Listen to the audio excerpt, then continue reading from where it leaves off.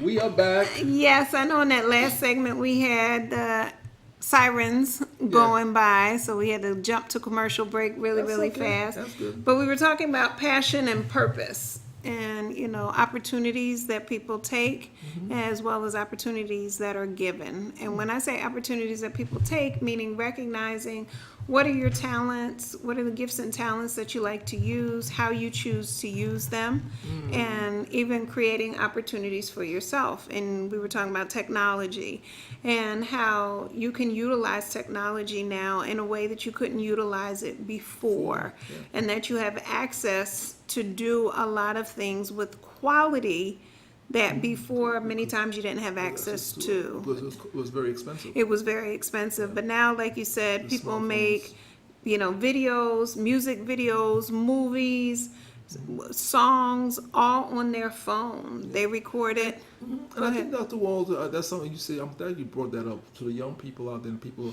don't let anyone say you tell you is that's cheap or you so forth. Use what you have to That's the right. best of his ability.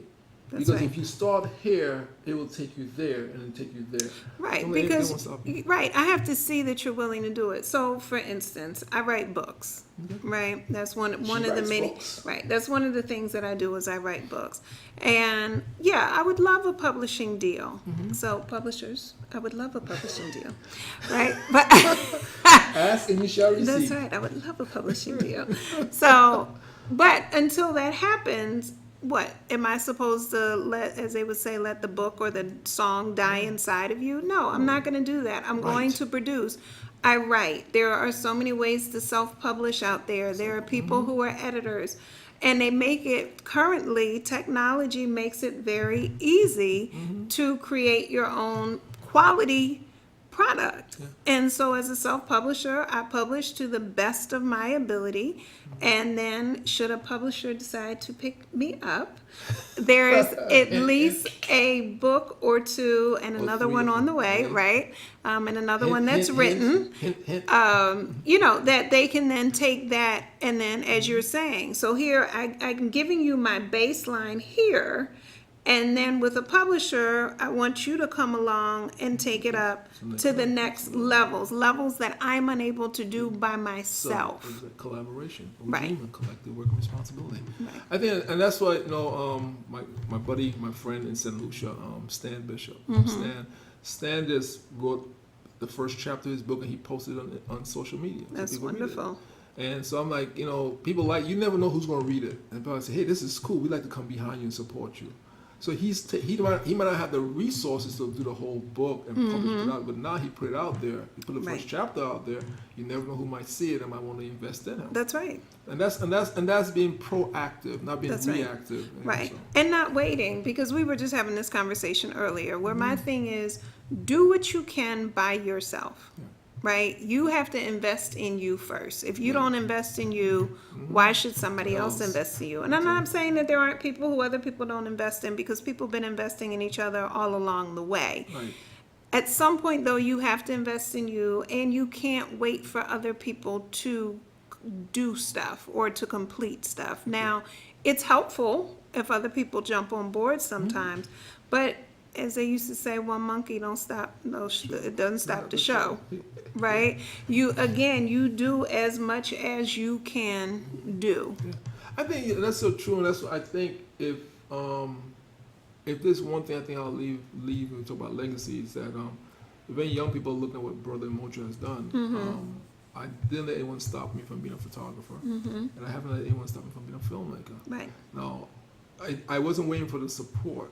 I took what I had, and I started taking film. I started taking pictures back in the '70s, early '70s, right when I was in high school, and so my elementary school, excuse me. And so from that, I worked my way up. Now today, and that was very tricky for me because everything was on film, so you had to go develop the film, get the film developed. That was expensive to get the film, buy the film, get it developed, and you didn't like it. It was a different It world. was, oh well, you missed their shot. Today with the smartphones, you look, delete, boom, Right. look, delete, go, continue Right. going.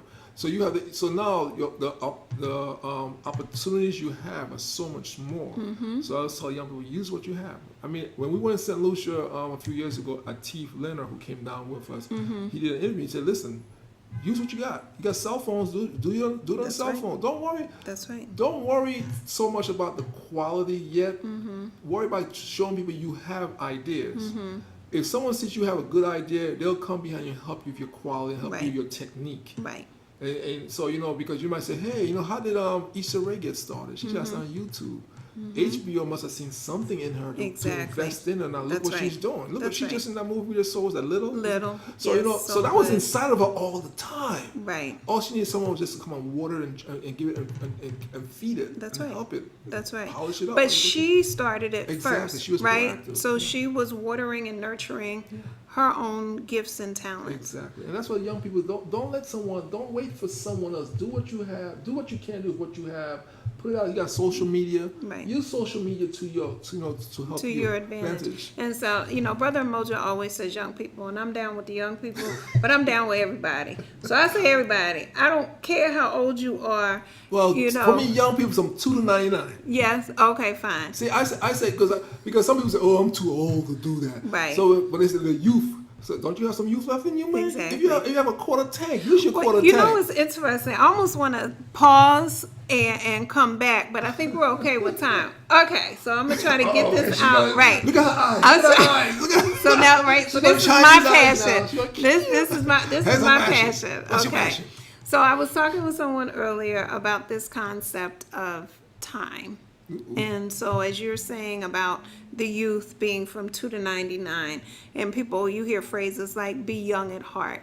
And so I was talking about time really being that inner child is always with you, no matter how old you are. I'll say it that way. That's true. All right. True. No matter how old you are, there's that piece of you that still gets excited or still gets those feelings about whether it's getting on a swing set, whether it's coloring, Watching the Eagles win the Super Bowl. whether it's whatever, that thing in you, that young thing in you that is still there regardless of age. True.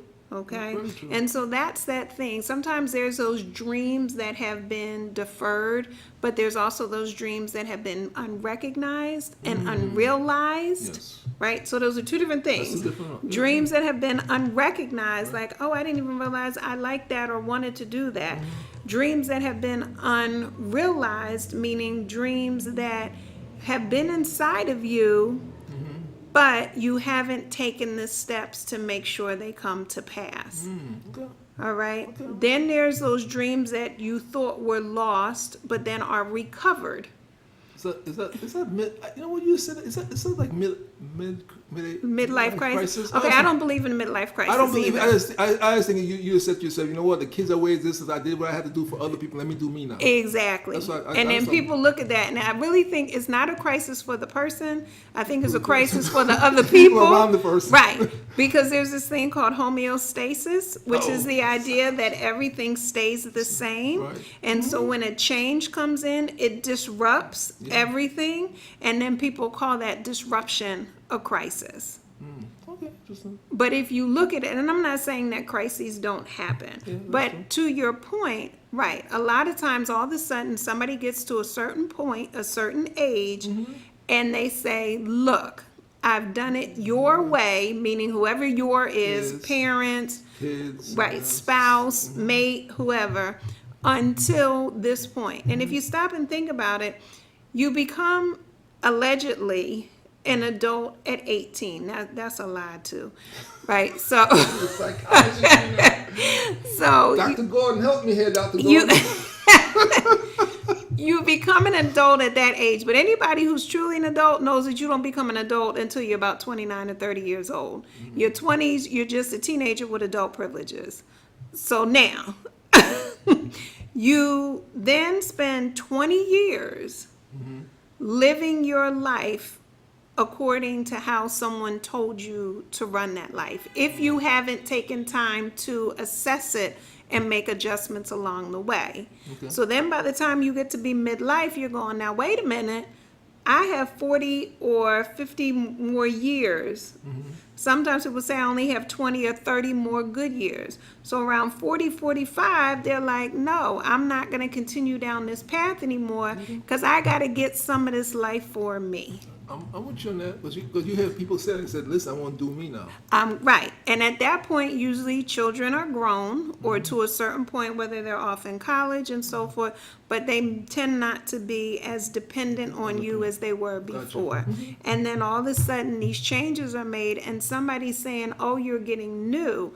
Well, my question is, has this been you all along and there have been dreams deferred, unrealized, unrecognized, and you are now brave enough to claim your life and lead your life for a change? I think you said that, Dr. Wilson. What I think about when you say that, I think the generations that came with our parents and our grandparents, they did that a lot. They deferred their dreams to make the children had a better life than them. Most of them were going to come out when we came out of desegregation, stuff like that, segregation. I think the generation now is different in that they say, I want mine now. Right. So I think what you just said when we were talking about, I don't think they're going to have that issue. I don't think they're going to have that issue in 20, 30 years like our parents have. And say, now they do go for what they want, because you listen to a lot of young people, they're going for it. That's why we have so many young people who are multi-millionaires. Right. So let's take, for instance, the executive producer of Little. Right? She was 10 years old, as the story's told. When she went in, she said, I have this idea. She gave a pitch. Right. She gave her pitch at 10 years old, made it happen. Here she is now. I think she just turned maybe 16, 15 or 16. I think maybe. Right? But nonetheless, because the concepts are there, the courage is there, and the access is there, and to be able to utilize it. And so I think it's an opportunity for people to stop, think about what it is that they want, think about those things that make them happy. My motto is live your greatest life. What does that mean for you independently? Yeah, I think our young people don't have to do the deferment like our parents had to, Right. and they have access to social media, which is so powerful. Yeah. Our parents didn't have social media. That's right. And when I was in high school, in the 80s, there was no smartphones. Right. So now everyone has these phones now.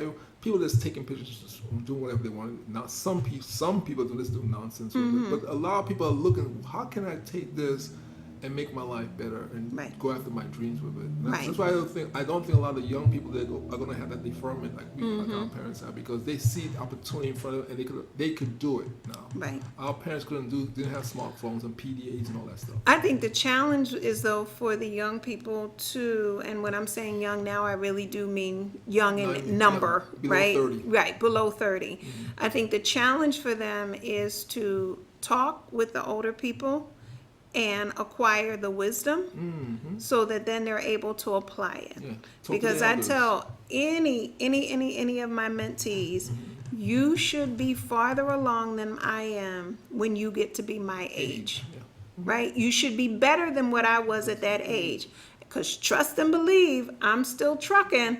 So when I'm still trucking. Who's that Temptation? I don't know. Keep on trucking. I gotta say it was to keep on trucking, right? Yeah, So then when I'm still continuing to grow. So then therefore, again, you're constantly doing like this, but you're moving in leaps and bounds because I'm giving you everything that I learned along my way, so you're better equipped at the younger age. They have more technology availability than we do. It's more affordable than when we were. Exactly. So I think exactly. I think that's a good place to put a period and take a break. Let's take a break. Let's take a break on Piff Connection and Dr. Walls and Friends. You're Connection watching Dr. Walls and Friends. I need a song. UCN. Yeah, sure induced price. I gave you Piff Connection. Piff Connection. Piff Connection. That's that house part. And we're going to break now. Okay. Family.